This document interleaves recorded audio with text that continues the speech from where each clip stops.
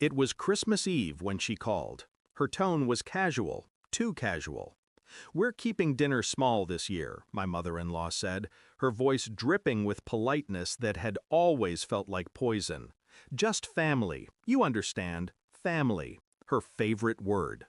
I stared at the empty plate in front of me, my nephew's small hand gripping mine. He was drawing something, snowmen, I think.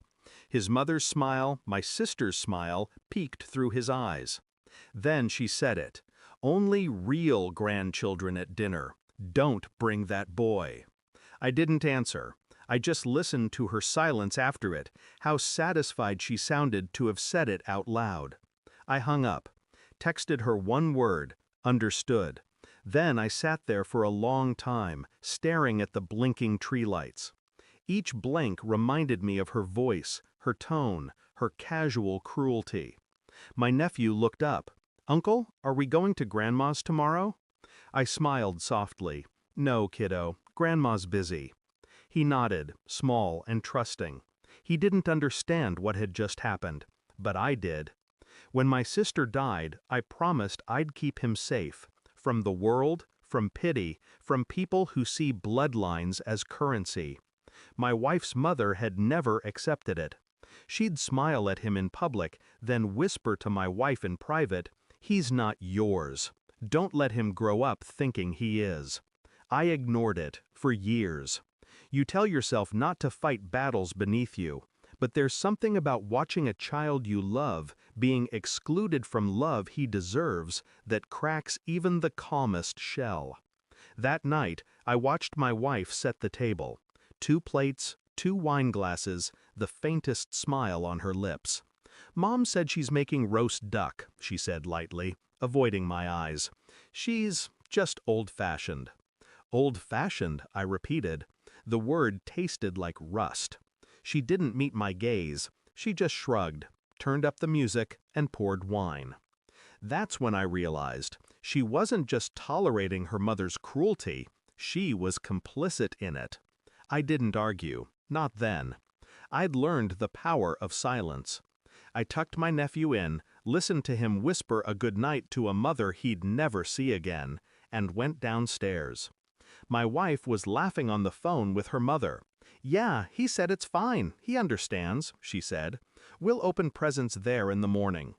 I stood in the doorway, watching her reflection in the window. Calm, polished, empty. The rest of the night I didn't sleep. I made a list instead, of things that mattered and things that didn't. Her name slipped from one side to the other before dawn. At 2 a.m. I wrote a message. Drafted, deleted, rewrote. It was simple, calculated. I scheduled it for 9 a.m., Christmas morning. Then I wrapped her mother's gift, something small, metallic, and painfully symbolic. The next morning, my wife left early, dressed in red, humming a Christmas song. I stayed behind with my nephew. We built a snowman in silence. The world felt too still, too fragile. By noon, I got the message. A photo from my wife, her mother opening presents, her face bright with joy. Then another, her expression frozen mid-smile, confusion setting in. Because the box didn't hold jewelry or perfume, it held a phone.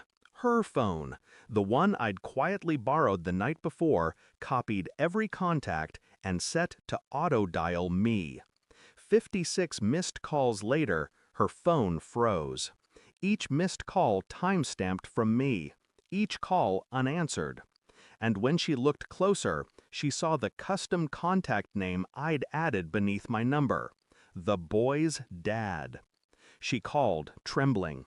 "What is this supposed to mean?" Her voice cracked through the static. I kept my tone steady. "It means every second you ignored that boy." I remembered. "Are you threatening me?" she snapped. "No," I said. "I'm reminding you. Every time you look at your phone, every missed call is a second you refuse to be human." She hung up. My wife called next, angry, defensive, desperate. I didn't answer. Some truths don't need discussion. They only need silence long enough to echo. That night, my nephew slept peacefully for the first time in weeks. I watched him, the way his chest rose and fell, steady and calm.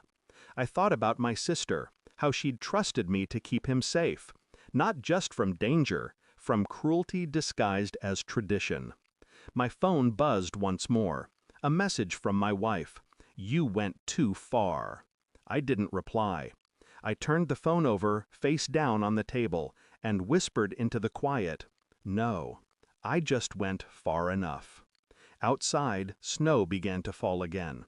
The world was silent, untouched, white. And for the first time that Christmas, so was I. Some people learn through love. Others only understand the sound of a phone that never stops ringing. Thanks for watching. Don't forget to like, share, and comment. Subscribe now to Cheating Stories Insight World for more amazing stories.